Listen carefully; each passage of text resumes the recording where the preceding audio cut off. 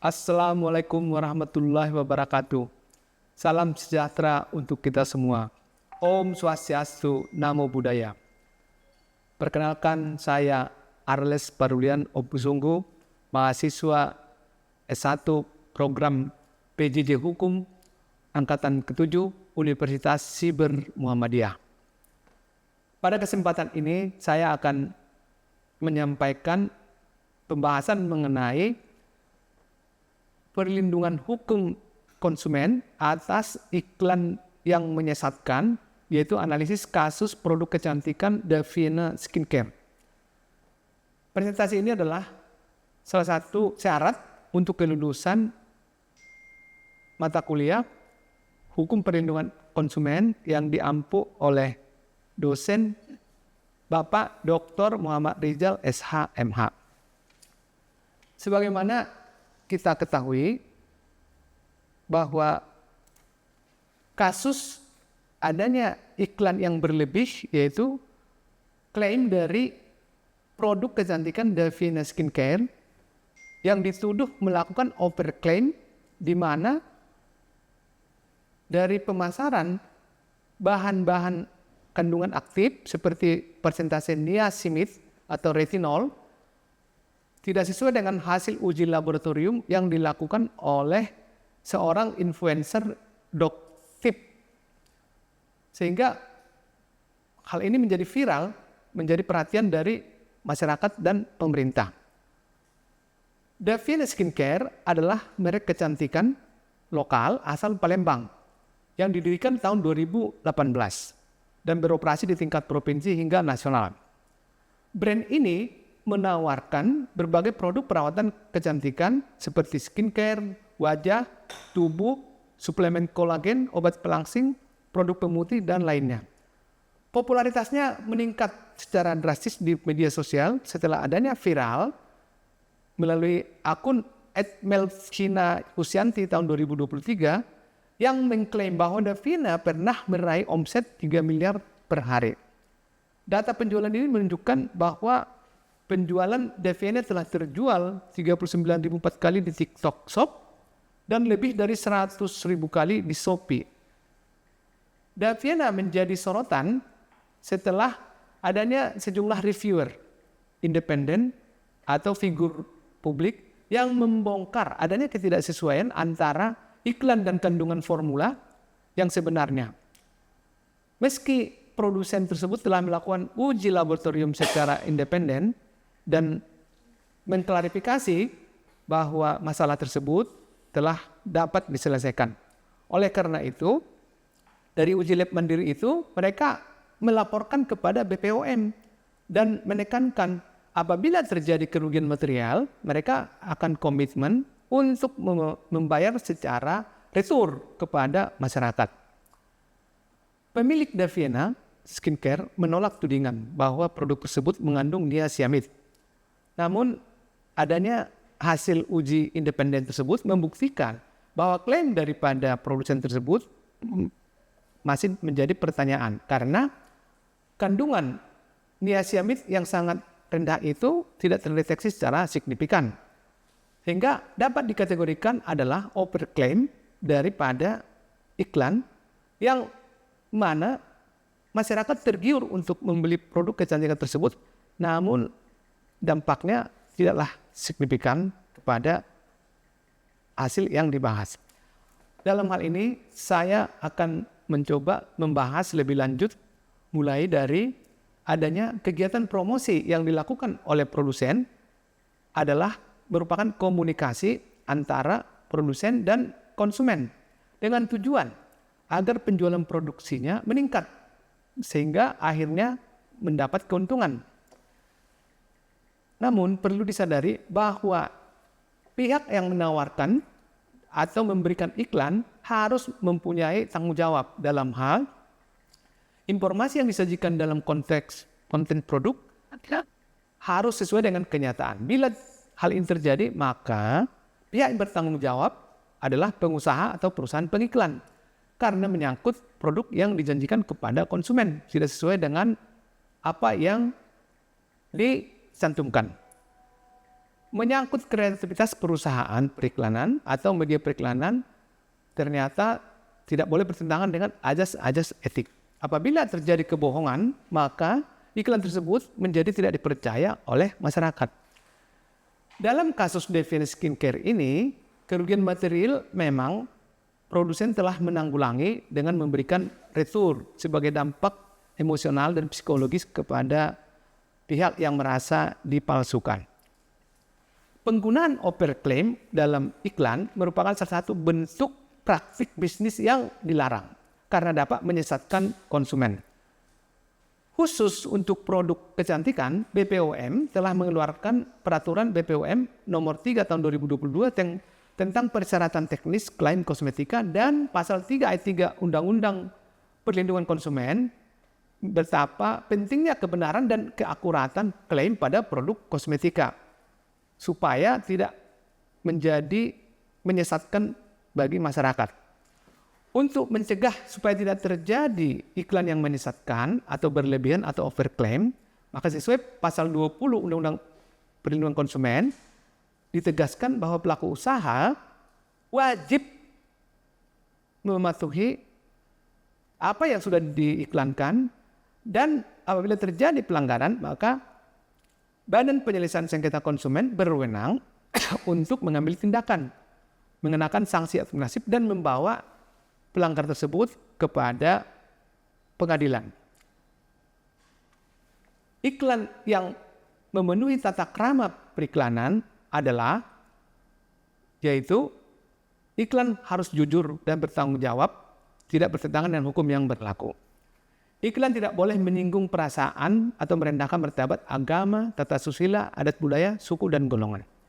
Iklan harus dijiwai oleh ajas persaingan yang sehat sehingga tidak boleh menegatifkan produk yang lain. Iklan tidak boleh menyesatkan, tidak boleh memberikan keterangan yang tidak benar, mengelabui, memberikan janji yang berlebih. Iklan tidak boleh menyinggung perasaan atau merendahkan martabat budaya bangsa, sehingga harus menggunakan bahasa yang baik dengan istilah yang tepat. Sesuai dengan pasal 17 Undang-Undang Perlindungan Konsumen, pelaku usaha dilarang memproduksi iklan yang memuat informasi yang keliru, seperti tadi kandungan yang tidak sesuai, dan wajib memberikan informasi yang benar yang ada di tangan pelaku usaha periklanan. Adanya hasil penelitian yang dilakukan oleh Dr. Armida Parahna selaku pemilik akun media sosial Dokter Detektif atau Doktip yang memviralkan hasil ulasan pengujian secara independen bahwa overclaim yang dilakukan oleh iklan Deviance Skincare membuka ruang keingintahuan dari masyarakat yang selama ini tertutup dan rawan penipuan, khusus produsen kosmetika wanita. Jadi menurut Doktip, iklan Deviance Skincare dalam produk sleeping mask retinol yang mengandung retinol sebanyak 2% atau setara dengan 0,06 pur retinol, namun berdasarkan hasil uji lab yang dilakukan oleh dokter detektif, produk Deviance tersebut hanya mengandung Actimus retinol sebanyak 1% atau 0,03%. Dokter detektif ini meruntuhkan klaim kosong yang dilakukan oleh produsen. Adanya kesenjangan tersebut berindikasi adanya pemalsuan produk yang dipasarkan, sehingga menimbulkan efek domino ketidakpercayaan bagi konsumen, di mana merek tersebut menjadi downgrade dan masyarakat menjadi bertanya adanya pelanggaran hak fundamental konsumen, yaitu sesuai dengan Undang-Undang Nomor 8 Tahun 1999, di mana di pasal 4 mengatakan konsumen berhak atas kenyamanan, keamanan, dan kesehatan mengenai kondisi barang yang dibeli.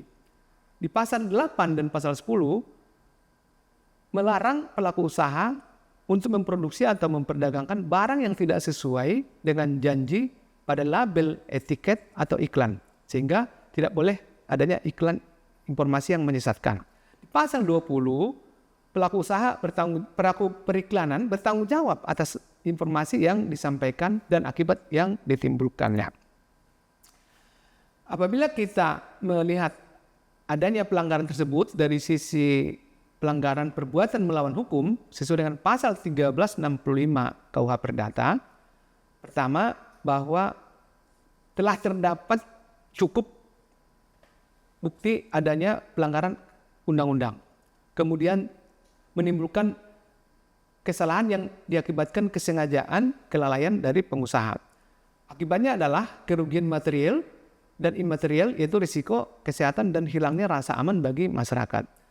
Adanya hubungan kausalitas antara pengguna produk dan kerugian yang ditimbulkan.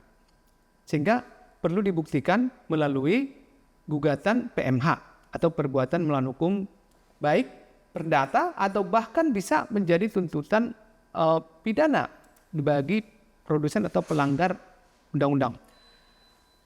Apabila kita melihat bentuk penindakan kepada pemilik skincare adalah administratif oleh otoritas BPOM, perdata oleh pengadilan dan BPSK, dan juga otoritas kepolisian atau kejaksaan untuk menindak dengan ancaman penjara maksimal 5 tahun dan denda 2 miliar rupiah. Resolusi yang diangkat, dia diwajibkan adalah pertama, penarikan massal produk Deviena tersebut, dan juga memberikan kompensasi baik ke masyarakat ataupun ke reseller atau mitra yang telah dirugikan juga tidak bisa menjual produk tersebut. Kemudian penyelesaian hukum tadi bisa melalui jalur non-litigasi, yaitu melalui lembaga Badan Penyelesaian Sengketa Konsumen dengan mediasi, konsiliasi, dan arbitrase, dan juga jalur litigasi yaitu gugatan PMH pasal 1365 KUH Perdata, dan juga gugatan atau tuntutan pidana dari sisi pemerintah kepada pelaku produsen tersebut. Sehingga diharapkan pemerintah dan juga pelaku memegang teguh integritas hukum dan mengemukakan untuk melakukan literasi konsumen. Jadi dari pendapat ahli tadi, yaitu setelah saya sampaikan sebelumnya, pertama, bahwa Dr. Amira Parahnas, itu dokter detektif atau doktip, telah memviralkan adanya overclaim dari iklan Deviena Skincare. Kemudian, dia melakukan uji laboratorium secara independen dan memastikan bahwa kandungan retinol tidak sesuai dengan klaim yang dikatakan oleh produsen tersebut. Di mana ketidaksesuaian kandungan tersebut bisa menimbulkan masalah ke kulit pemakai, yaitu adanya jerawat, flek, atau anti-aging. Selanjutnya, saya berpendapat bahwa secara hukum, tindakan overclaim tersebut telah memenuhi unsur perbuatan melanggar hukum sesuai dengan pasal 1365 KUH Perdata. Dan juga tidak sesuai dengan peraturan BPOM nomor 18 tahun 2024 tentang penandaan promosi dan iklan kosmetik, serta peraturan BPOM nomor 32 tahun 2021 tentang pengawasan periklanan, dan juga melanggar pasal 20 Undang-Undang Perlindungan Konsumen yang menegaskan pelaku usaha di bidang periklanan wajib mematuhi sesuai dengan iklan dan konsekuensi yang mungkin akibat iklan tersebut. Saya berpendapat bahwa perlu diterapkan sanksi pidana atau Undang-Undang PK dan peraturan BPOM, yaitu baik tadi jalur litigasi dan non-litigasi dan jalur litigasi. Sehingga diharapkan penggunaan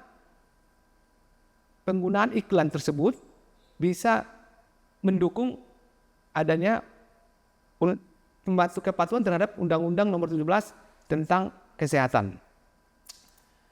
Dari pemaparan tersebut, saya memberi saran atau kesimpulan.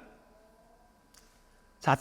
Praktek iklan berlebih atas produk kecantikan harus dihentikan dan menjaga integritas industri untuk melindungi kepentingan masyarakat. Tidak boleh adanya iklan overclaim yang melebih-lebihkan manfaat dari produk yang dipasarkan tetapi tidak sesuai dengan konten atau kandungan yang dijual. Untuk menghindari adanya potensi kerugian baik material atau imaterial, maka diharapkan adanya transparansi dari penegak hukum ataupun regulator untuk mengawasi supaya tidak terjadi pelanggaran atas transparansi iklan tersebut. Kementerian Kesehatan bersama Badan Pengawasan Obat dan Makanan BPOM harus melakukan pengawasan secara ketat walaupun sudah ada peraturan khusus mengenai iklan yang overclaim di mana harus memberikan sanksi kepada produsen yang melanggar, yaitu sanksi administrasi bisa berupa teguran, peringatan keras, penghentian peredaran, hingga pencabutan izin edar dan penarikan barang secara massal dari pasaran. Selanjutnya, penegakan hukum atau law enforcement dibutuhkan, yaitu pengenaan sanksi pidana agar ada efek jerak bagi produsen yang melakukan pelanggaran iklan berlebih dan bisa dijerat dengan pidana penjara maksimal 5 tahun dan denda miliaran rupiah sesuai dengan Undang-Undang Perlindungan Konsumen. Demikian pemaparan yang bisa saya sampaikan. Terima kasih.